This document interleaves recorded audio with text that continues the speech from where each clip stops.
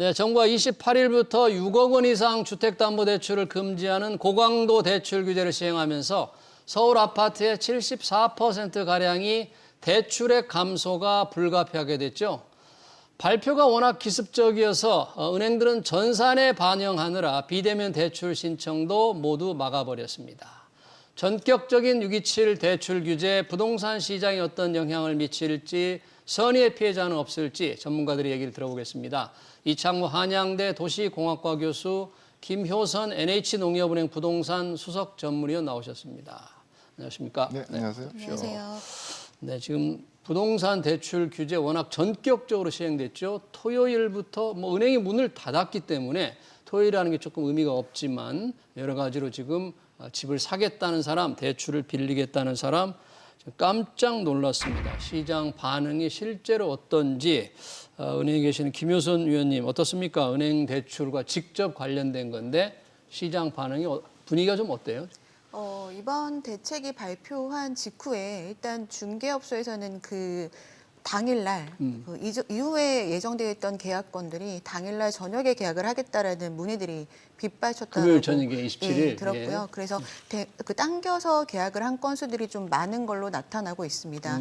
그리고 은행에서는 이번 주 들어서는 서울에 있는 주택들에 대한 대출 문의는 좀 줄어들었지만 경기권이나 이쪽으로는 문의가 오히려 조금 증가한 것으로 좀 나타나고 있습니다. 오늘 그렇다는 얘기예요? 네, 벌써? 그래서 사실은 이게 서울이나 고가주택 위주의 좀 타겟을 가지고 대출을 억제다 보니까 그 외의 주택들에 대해서는 오히려 좀 관심도가 높아지고 있는 부작용도 나타나고 있는 것으로 보입니다. 그렇군요. 어찌 보면 강남권은 숨을 죽이고 있는데 서울 외곽에 대한 관심이 올라간다.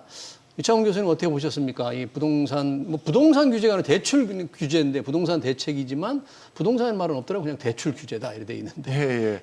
대출 규제란 말을 썼지만 어쨌든 시장에 미치는 효과는 다른 어떤 규제 지역에 대한 확대보다도 영향이 큰 것 같아요. 클 거라 생각합니다. 예. 어쨌든 저희가 여태까지 겪어보지 못했던 6억 원이라는 대출 상한을 정해놓고 가니까 그 밖에도 여러 가지 대출과 관련된 과도하다고 느낄 수 있는 규제들이 도입됐기 때문에 시장에 미치는 영향이 상당히 클 거라고 생각을 합니다. 시장에 미치는 영향. 그리고 지금 김효선 수석께서 말씀하셨듯이 글쎄 강남의 시장 경우에는 나름대로 한동안 안정되는 그런 기조가 유지될 수도 있겠죠. 그런데 우리가 겪었듯이 어딘가를 묶으면 또 다른 곳으로 넘어가니까 그래서 상대적으로 저가 주택 시장에 있어서는 풍선 효과에 대한 부분을 저희가 우려하지 않을 수 없는 상황 같아요. 그래서 네. 지금 7월부터 그러니까 이제 하루만 있으면 3단계 스트레스 DSR 좀 더 까다로운 대출 규제 한도가 줄어든 게 시행되잖아요. 그에 앞서서 지금 이런 대출 규제가 나왔으니까 이렇게 조금 3단계 스트레스 DSR 대출 규제가 제대로 시행되면 시장이 전체적으로는 조금 안정되는 그런 기운 아닐까요? 그러니까 이번 대책이 다주택자에 대한 주택담보대출 전면 금지도 있지만 실수요자들이 가능한 대출 금액을 좀 줄이는 역할들도 많이 하는 걸로 지금 보여지는데 DSR 3단계만으로는 사실 줄어드는 금액이 크지 않다라는 평들이 많았거든요. 네. 보통은 2천만 원에서 5천만 원 정도 그렇게 크지는 않다라는 얘기들이 많았는데 여기에 만기를 40년을 이제 할 수 없도록 30년으로 고정해두는 30년으로. 그런 부분들이 좀 더해지다 보니까 또 가상금리가 0.3% 더 늘어나잖아요. 네. 그것을 합해 보면은 추가적으로 또 3,4천만 원 정도 줄어들게 돼서 기존의 DSR 3단계만 했을 때보다는 좀 더 시너지가 있을 것으로 보여집니다. 대출 규제의 효과가 훨씬 있을 것이다. 그러면 그동안의 집값 상승을 부추긴 곳이 강남권이다. 그리고 또 은행 대출을 굉장히 10억 이상 받아가지고 좀 좋은 곳으로 갈아타는 수요가 전체 시장을 이게 지금 부동산 값을 띄웠다 이렇게 지금 판단하는 건데 전체 시장이라고 보기는 그렇고요. 네. 그래서 여전히 좀 국지적인 그런 상황을 벗어나지는 않은 것 같아요. 그렇죠. 그래요? 개인적으로는 앞에서 스트레스 DSR 예. 3단계에 대해서 얘기를 했지만 목전에 두고 있었거든요. 그렇죠. 그런 어떤 대출 규제에 대한 부분들이 시장에 어떤 영향을 미칠지에 대해서 사실은 좀 지켜봐야 되는 시점이었고 그리고 3단계에 회피를 하고자 하는 그런 대출에 대한 수요와 구매 수요들이 사실은 집중되는 시기였기 때문에 대출에 잔액의 증가라든가 뭐 가격 상승에 대한 부분 어느 정도는 뭐 발생할 수 있는 구도였죠. 그래서 저는 좀 뭐 이런 과도한 그런 대출 규제가 과연 뭐 필요했을까에 대한 좀 기본적인 좀 의문을 던질 수밖에 없는 상황인 것 같아요. 그래요? 예, 그래서 제가 왜 그런 의문을 가지시죠? 왜냐하면 강남 집값이 워낙 많이 뛰니까 그게 다 한강벨트로 번지면서 또 서울 전역을 뛰어올지 모른다. 뭐 이런 걱정들이 좀 그게 이제 결국 이제 파급 효과와 풍선 효과의 네. 관계인데 네. 파급 효과를 좀 피하고자 풍선 효과를 더 키우는 그런 선택을 한 거죠, 사실은. 그래서 실제로 뭐 시장에 있어서 파급 효과가 어느 정도 발생할지에 대해서 또 가격 상승에 대한 강도가 지금과 같은 그런 과도한 대출 규제를 필요로 했는가에 대한 부분은 조금 네. 살펴볼 필요가 있어서 예.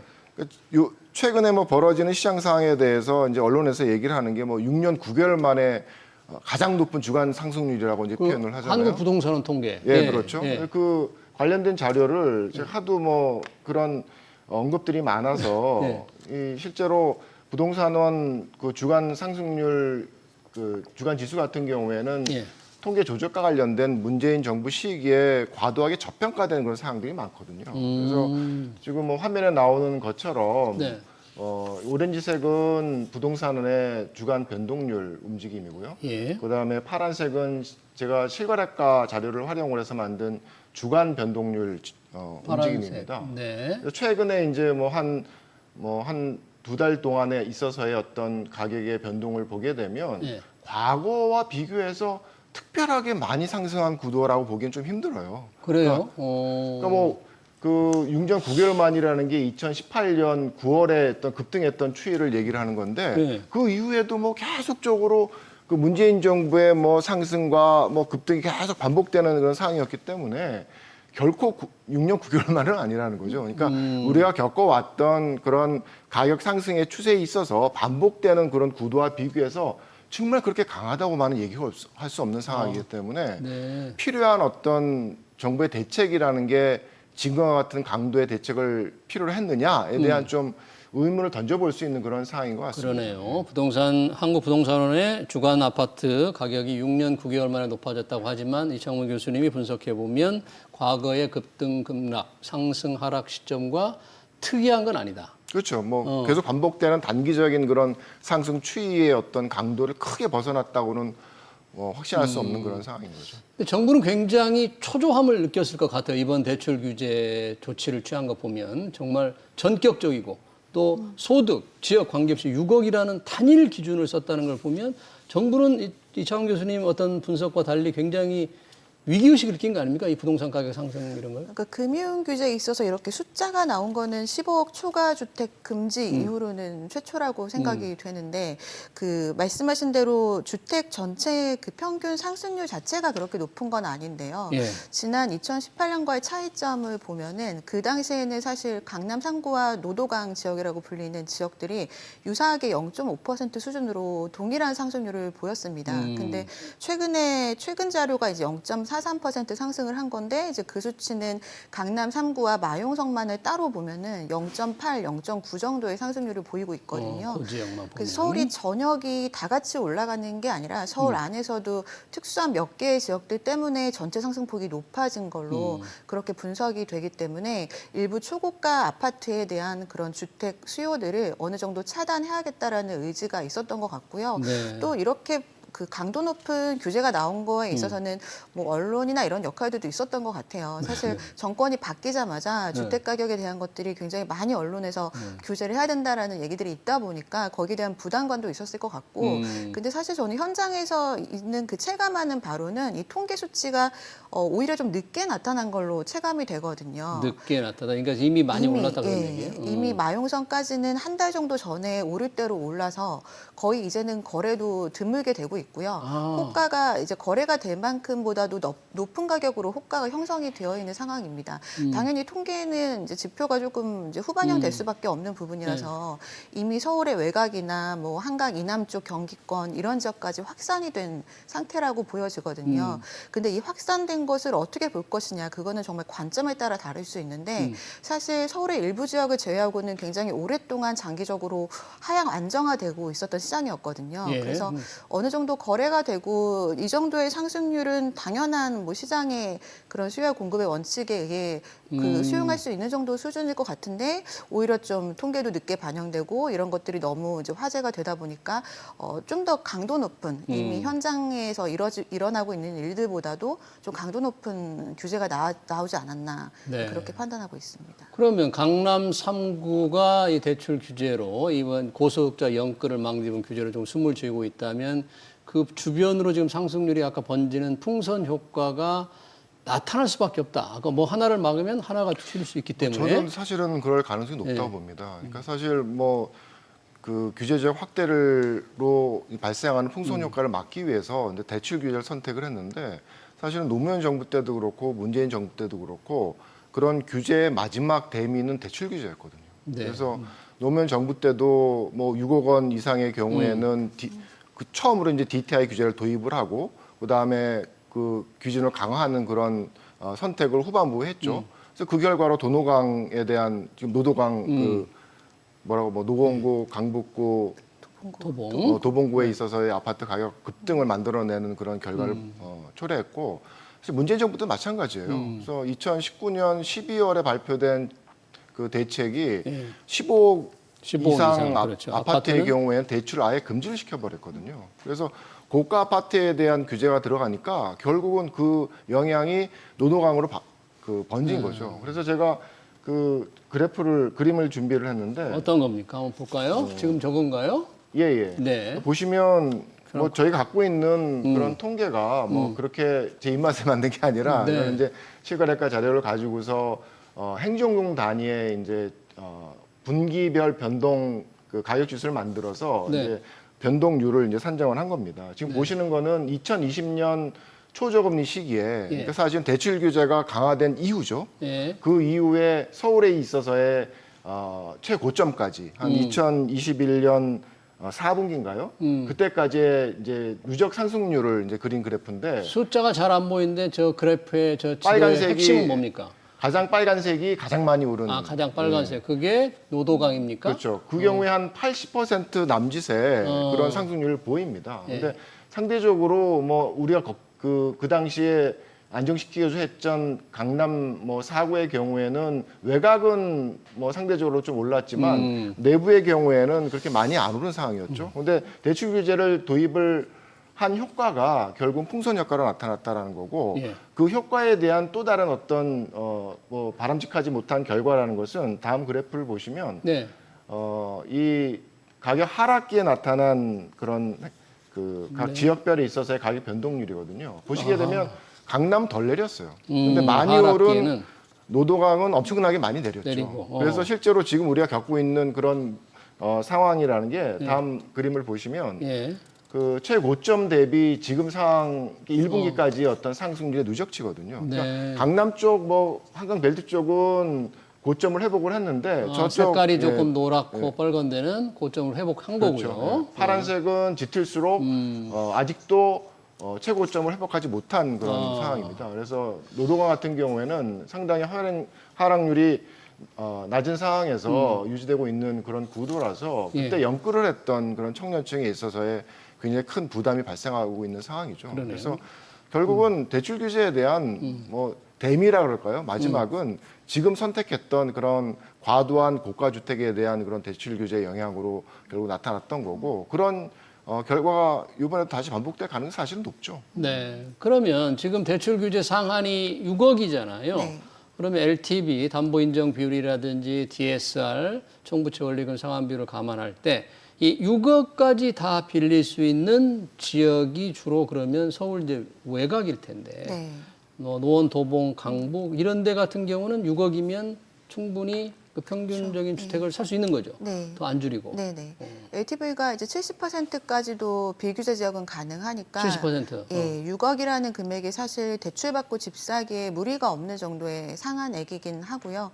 반면에 이제 고가 주택들, 아예 초고가는 사실 현금으로 사시는 분들도 많긴 하셔서 그 초고가 12억에서 20억 정도 구간에 있는 분들이 가장 큰 영향을 받을 걸로 보여집니다.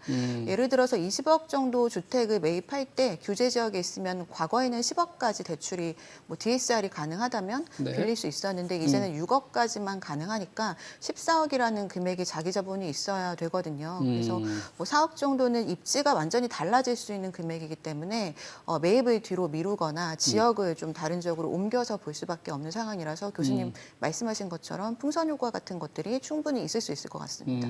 또 이번 정부가 이 규제가 부동산 대책이 아니라고 또 선을 그었어요. 그래서 이제 뭐 대통령실이 대책이 아니다 뭐 이런 얘기도 해가지고 발표하는 날 좀 혼선이 있었잖아요. 네, 대통령실을 맞습니다. 다 알았을 것 같은데. 근데 대통령실에서 사실 부동산 정책 발표하는 경우가 없기는 한데 네.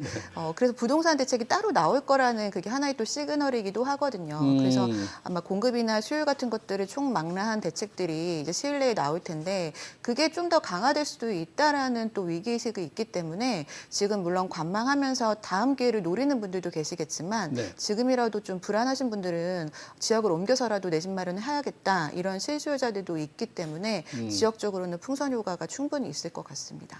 그런 굉장히 고민하시겠네요. 전에는 대출을 좀 더 받을 수 있어서 조금 괜찮다고 본인이 가고 싶은 곳에 대출을 많이 빌려서 사고 싶었던 분들이 이제 대출이 안 되니까 기다릴 건가 조금 자기 생각보다 낮은 곳으로 갈 건가 상당히 고민스러울 것 같은데요. 지금 시점에서는.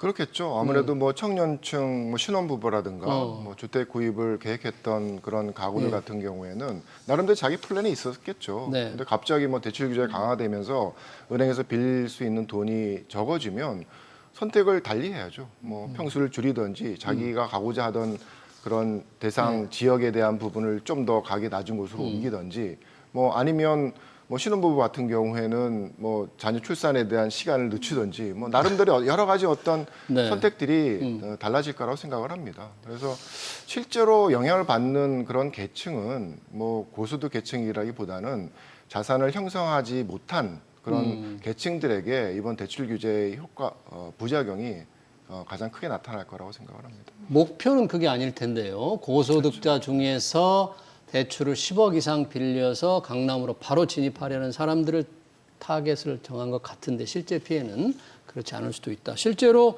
정책 대출이 디딤돌 대출, 뭐 생애 최초 대출, 지역과 상관없이 줄게 되는데 이런 분들은 조금 이번 대출 규제가 조금 너무 부담이고 억울하지 않을까요? 이런 분들? 예, 그렇죠. 정책 대출도 사실 많이 급증하긴 해서 그런 부분들을 좀 조정하겠다라는 얘기긴 한데요. 예. 사실 정책 대출을 이제 최대한 빌리는 경우가 또 많지는 않긴 합니다. 최대한. 예, 네. 사실 6억 원이라는 기준도요. 6억 원 대출이 나온다 하더라도 그걸 원리금 갚으려면 거의 매월 300만 원 이상은 상환을 해야 되는 숫자긴 하거든요. 쉽지는 않죠. 예, 네. 그렇긴 하지만 어쨌든 이제 마지막 또 서울 진입을 꿈꾸면서 이런 정책 대출을 활용하려고 했던 맞벌이 부부들 같은 경우에는 대출이 덜 나오거나 하는 위기감이 있기 때문에 불안할 수 있을 것 같고 네. 전세자금 대출도 또 축소되는 부분들이 있잖아요. 그게 전세 보증 비율이 낮아지기 때문에 네. 은행권에서 아무래도 좀 더 까다롭게 이제 신용도를 보거나 금리 같은 것들을 더 강화할 수 있는 여지가 있어서 네. 말씀하신 것처럼 이제 실수요자나 좀 저소득층들이 오히려 좀 더 불안할 수 있는 정책인 것 같습니다. 네. 고소득 전문직, 뭐 연소득이 한 1억 원이 충분히 되는 두 부부가 이렇게 벌 수 있는 분들은 대출금 이자를 뭐 한 달에 한 4,500만 원 정도 갚을 능력, 상환 능력이 있잖아요. 그런 사람들은 대출금을 6억이 아니라 10억도 빌릴 수 있는 능력이 있을 텐데 이제 그분들은 바로 집을 또 바꿀 수는 없을 것 같네요, 현실적으로. 그렇죠. 뭐 그 고소득 그 맞벌이 부부 같은 경우에는 사실은 뭐 주택담보대출의 사회적인 순기능이라는 것은 자산이 지금은 없더라도 미래 소득을 기초로 해서 자산을 취득할 수 있는 주택을 구입할 수 있는 기회를 제공한다는 거거든요. 그리고 대출 규제의 기본적인 성격은 대출 건전성 관리입니다. 대출 건전성이요? 차주가 대출을 얼마나 안전하게 갚을 수 있느냐에 대한 그런 규제를 하는 거라서 사실은 소득이 많다라는 것은 상환 능력에 대한 부분이 분명히 있다라는 얘기죠. 이제 그런 면에서 뭐 고소득 그 가구가 좀 더 뭐 비싼 주택을 구입한다는 것 자체를 막는다는 것은 어떻게 보면 시장 경제에서는 그렇게 바람직한 그런 선택은 아닌 거죠. 그래서 너무 과도한 그런 어떤 선택의 결과가 뭐 여러 가지 좀 부작용으로 결국은 비싼 곳을 누르면 어딘가로 퍼져나가니까 결국 시장 전체에 있어서의 풍선 효과에 따른 시장 불안정을 또다시 만들어낼 수 있는 그런 계기가 될 수 있다라고 생각을 합니다.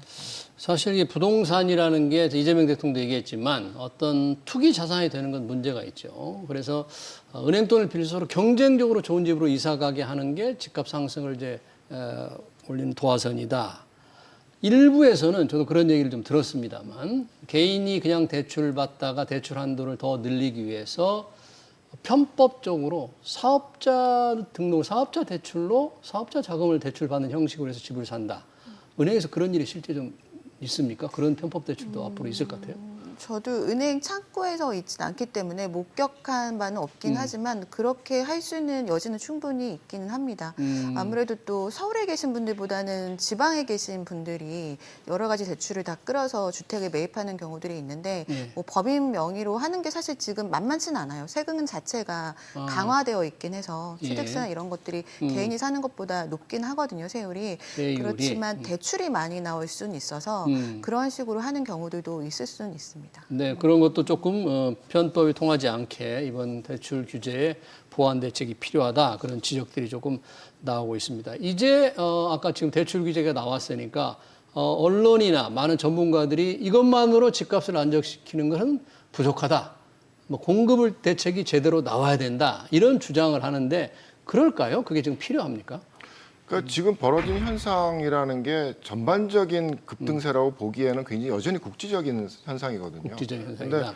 국지적인 현상의 원인에 대해서 사람들이 얘기하고 뭐 저도 동의하는 게 똘똘한 한 채에 대한 집착이고 네. 똘똘한 한 채가 장기적으로 보게 되면 안전자산이기 때문에 뭐 여러 가지 뭐 현금을 갖고 있는 부자들이 뭐 집중해서 투자를 하는 그런 현상을 발생시킨 게 지금의 이제 시장의 모습인 거고 그 배면에는 공급 부족이란 우리가 원하는 곳에 주택의 공급이 원활하게 이루어지지 않았다라는 그런 배경이 깔려 있고 거기에 더해서 다주택자에 대한 규제가 똘똘한 한 채에 대한 수요를 증가시키는 그런 방향으로 작동을 했다라는 거거든요. 네. 그래서 가장 근본적인 문제는 원하는 곳에 주택 공급을 늘려야 되는 거죠. 그래야지 이 문제가 해결될 수 있는 궁극적인 모습이 될 텐데 그런 공급 확대를 만들어내기가 힘들어지는 상황으로 자꾸 치닫게 되면 가장 근본적인 문제를 해결을 못 하거든요.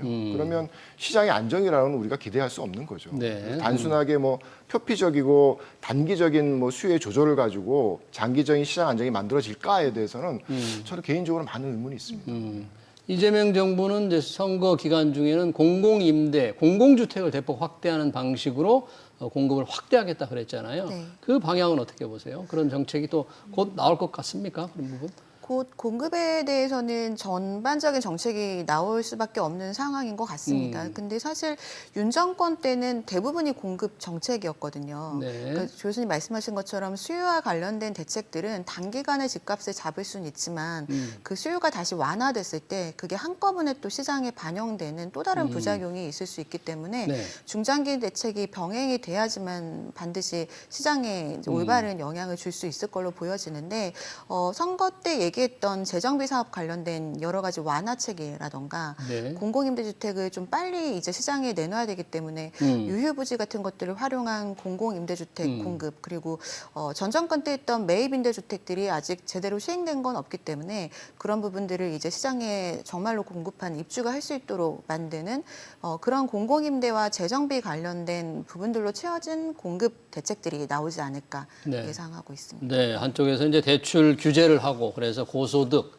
영끌들의 어떤 투기를 막으면서 동시에 공급이 나온다면 뭔가 집값 안정을 기대할 수도 있다. 이런 긍정적인 기대감이 있는 반면에 일시적인 또 안정에 그쳐서 나중에 어떻게 될지 모른다. 또 불안하다. 그러니까 결국 수요 규제에 있어서의 가장 큰 부작용은 공급 동력을 위축시킨다는 거예요. 공급 동력을 공급 늦춘다. 확대에 대한 시장에서의 필요성을. 그러니까 네. 지금도 뭐 여차 대출 규제가 들어가면 가장 걱정스러운 게 서울시 분양 시장도 그렇게 화랑일 수 있을까라는 의문이 들어요. 그러니까 뭐 어떤 식으로든 뭐 로또 아파트를 분양받을 수도 있겠죠. 근데 그 아파트에 잔금을 치르기 위해서 준비에 대한 금액이 현금으로 준비를 해야 된다 그러면 예. 사실은 청약에 단추하는 사람들도 굉장히 부담스럽거든요. 그런 구도 속에서 과연 분양 시장이 어떻게 될까가 저는 예. 굉장히 관심이 가는 그런 분양 시장이 대목입니다. 그래서 이번 대출 규제기 적용이 되나요? 분양받은 아파트도 잔금 중도하는데 그렇죠. 어차피 뭐 어떤 주택을 구입하던 동일한 예. 이제 상황이니까. 근데 문제는 그게 분양 시장이 위축이 되면 결국은 분양 시장에서 주택을 아파트를 만들어내는 정비 사업의 진행이 굉장히 늦어질 수가 있거든요. 그러니까 이게 좀 분양 시점 늦춰야 되는 거 아니야? 이러면 한 단지가 늦추면 그 이후에 이어지는 다른 단지에 있어서의 분양이나 착공이냐 관리 처분이나 그다음에 인하와 관련된 단계들이 점점 늦어질 수가 있으니까. 그래서 지금의 공급 확대에 대한 어떻게 보면 가장 현실적인 그림은 새로운 택지 개발을 하는 건 너무 늦는 거예요. 그러니까 예. 기존의 그 건축의 단계에 있었던 뭐 착공 물량이나 관리 처분 물량이나 인허가 물량을 좀 더 당겨서 지어내게 만들어내는 게 가장 효과적인 공급 확대 방안인 거죠. 네. 그런데 이런 식으로 대실 규제를 통해서 그 단계에서 있어서의 갈등이나 뭐 수익성 보장에 대한 부분들을 애매하게 만들어주면 사실은 계속 연기가 될 수밖에 없는 그런 상황이거든요. 그래서 네. 공급 확대를 만들어내지 못하는 그런 결과가 이런 대출 규제와 같은 수요 억제책의 가장 큰 나왔다. 부작용입니다. 네, 그렇군요. 사실 지금 대출 억제 대책에서 통해서 집값을 안정시킨다는 얘기를 지방에 계시는 분들이 들으면 도대체 어느 나라 얘기인가 할 것 같습니다. 지방 부동산은 준공업 미분양이 오히려 더 늘었다고 하던데 네. 어떤 그쪽 부동산을 조금 회복시키는 그런 대안은 좀 없나요? 지금 나오진 않나요? 아직까지는 나오지는 않고 있고요. 반드시 필요한 부분인 것 같습니다. 지금 서울 아파트만 이렇게 계속해서 인기가 있는 이유는 서울만 계속해서 좋아진다라는 인식들이 이제 네. 전 국민이 똑같은 곳을 향하게 만드는 하나의 요인이 되기 때문에 좋아지고 또 거래가 많이 늘어나는 것들의 수요를 누르기보다는 그렇지 않은 지역들을 좋게 만드는 것들도 반드시 병행이 돼야 되거든요. 그게 참 어려운 일이죠. 그런데. 그렇죠. 네. 지금 뭐 인구는 줄고 있고 네. 또 젊은 인구들의 70%가 수도권으로 이동을 하고 있으니까 네. 수요가 있어야 또 공급을 하는 그런 딜레마가 있긴 합니다. 그렇지만 최근 들어서 뭐 문재인 정권, 윤 정권 뭐 총 망라해서 지방의 인구를 이동시키는 그런 뭐 계획들이 사실 굉장히 부족하기는 했었거든요. 그래서 지금 지방의 미분양들이 그냥 미분양은 오히려 줄어들고 있습니다. 공급이 없었기 때문에 최근에 공급이 없었기 때문에 줄지만 중공업 미분양은 조금씩 늘어나는 것들이 다 지었는데도 이제 분양받을 수 있는 사람들이 굉장히 줄어들게 되는 상황이거든요. 네. 그래서 아마도 이제 선거 기간 중에 지역 균형 발전에 대한 부분들을 굉장히 강조했었고 그리고 5극 3특이라는 그 거점을 만들어서 경제 활성화를 시키는 대책들이 있었기 때문에 거기에 대한 방안이 나오기는 할 것으로 예상하고 있습니다. 네, 지방은 정말 찬바람이 여전히 부는데 서울 주요 지역은 투기 바람으로 정부가 강력한 대출 규제를 나왔기 때문에 부동산 시장이 좀 안정될지 조금 더 지켜봐야 될 것 같습니다. 부동산 관련 토론 여기서 마치겠습니다. 지금까지 이창호 한양대 도시공학과 교수, 김효선 NH농협은행 부동산 수석 전문위원이었습니다. 고맙습니다.